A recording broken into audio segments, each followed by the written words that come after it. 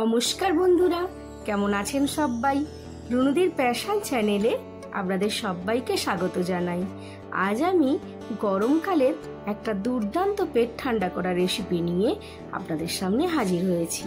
এটা অবশ্যই আপনারা বাড়িতে বানান, তবু আজকে আমি যে পদ্ধতিতে বানাবো সেটা একবার আপনারা দেখে নেবেন। তো যদি ভালো লাগে নিশ্চয়ই বাড়িতে বানাবেন।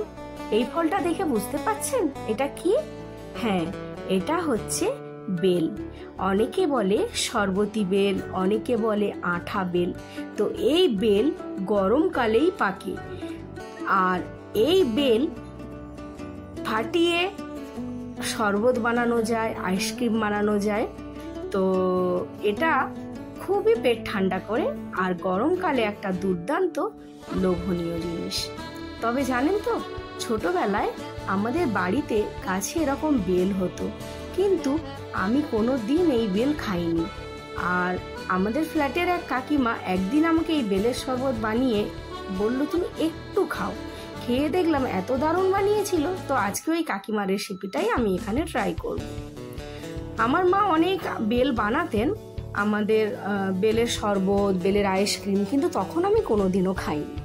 তো যাই হোক, এটা বানানোর জন্য আমি নিয়ে নিয়েছি লবণ, চিনি, একটা বেল, একটা লেবু, আর হচ্ছে বিট লবণ। এটা অনেকে আবার রক সল্টও বলেন। তো আজকে আমি এই রেসিপিগুলো দিয়ে এই শরবতটা রেডি করব। সবার আগে বেলটাকে আমি খুব ভালো করে ফাটিয়ে নিয়ে কাদ বের করে নেব। অনেক বেল আছে খোলাটা মোটা হয়, আবার অনেক বেল আছে খোলাটা পাতলা হয়। জানেন, এই যে বেলের খোলাটা আছে, এইটা দিয়ে আবার এক ধরনের মালা তৈরি করা হয়, যেটাকে তুলসীর মালা যেরকম দেখতে হয় ঠিক ওই রকম মালা। অনেকে আবার এই বেলের মালা পরে। তুলসীর মালা যেমন পরলে অনেকে পেঁয়াজ রসুন এইসব খাওয়া যায় না, কিন্তু এই মালাটা পরলে আপনি ঠাকুরের নামও করতে পারবেন, আবার সব কিছু খেতেও পারবেন। তো যাই হোক, আমি বেলটাকে ফাটিয়ে নিয়েছি এবং খুব সুন্দর করে এর কাতটাকে আমি বের করে নিলাম।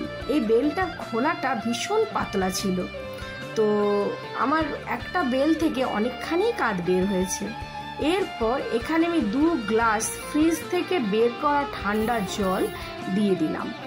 তো আপনারা এইটা নর্মাল জলেও করতে পারেন। আমি ঠান্ডা জল দিলাম কেন, বেলের এই শরবতটা ঠান্ডা ঠান্ডা খুবই দারুণ লাগে। যেমন পেট ঠান্ডা করে, তেমন গরমকালে মনটাও খুব ভরে যায়।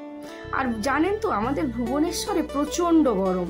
তার উপরে আমরা যে ফ্ল্যাটটায় থাকি সেটা হচ্ছে 3 তলা, আর তার ওপরেই ছাদ, যার ফলে আমাদের এখানে এত গরম হয়।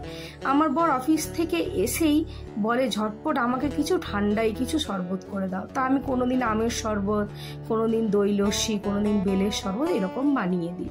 তো আজ আমি ওর জন্য বানাচ্ছি বেলের শরবত। বেলটাকে জল দিয়ে আমি খুব ভালো করে হাত দিয়ে চটকে নিলাম, যাতে কাঠটা ওই জলের সঙ্গে খুব ভালোভাবে মিশে যায়। এরপর আমি বীজগুলোকে হাত দিয়ে চিপে চিপে তুলে নিলাম। এরপর আমি এখানে বেলটা যেমন মিষ্টি হবে সেই অনুযায়ী আপনারা চিনি ব্যবহার করবেন। আমি এখানে মোটামুটি 3 চামচ মতো চিনি ব্যবহার করে নিলাম। আর এখানে আমি স্বাদ মতো লবণ দিলাম। আমি এখানে দেখুন মোটামুটি ওই 1 টেবিল স্পুন মতো লবণ দিয়ে দিলাম। আর আমি এখানে ব্যবহার করে নেব রক সল্ট এবং লেবু। তো আগে চিনি আর লবণটাকে একটু ভালোভাবে গুলে নেব, অ্যান্টি ক্লকওয়াইজ পুরো গুলে নেব। তো গোলা হয়ে যাওয়ার পরে এখানে আমি 1/2 টেবিল স্পুন মতো বিট লবণ দিয়ে দেব। এখানে আমি একটি ছোট্ট চামচ ব্যবহার করছি। তো আপনারা যদি টেবিল স্পুন ব্যবহার করেন সেই ক্ষেত্রে 1/2 টেবিল স্পুন মতো বিট লবণ একটা বেলের জন্য যথেষ্ট। তবুও আপনারা যে যেমন লবণ খাবেন সেই অনুযায়ী কিন্তু দেবেন। এরপরে আমি একটা গোটা লেবুর আধখানা মতো চিপে নিয়ে নেব। দেখবেন বেলের এই শরবতটায় যদি একটু পাতিলেবু অ্যাড করেন কি দুর্দান্ত হয়। তো এরপরে আমি চামচ দিয়ে এটাকে খুব ভালো করে গুলে নেব। তারপরে পরিবেশন করার জন্য এটা সম্পূর্ণভাবে রেডি। যদি আপনাদের এই শরবতটা ভালো লাগে অবশ্যই বাড়িতে একদিন ট্রাই করবেন। সবাই দেখবেন গরমকালে খুব পেট ঠান্ডা করা একটা দুর্দান্ত এটি কিন্তু রেসিপি।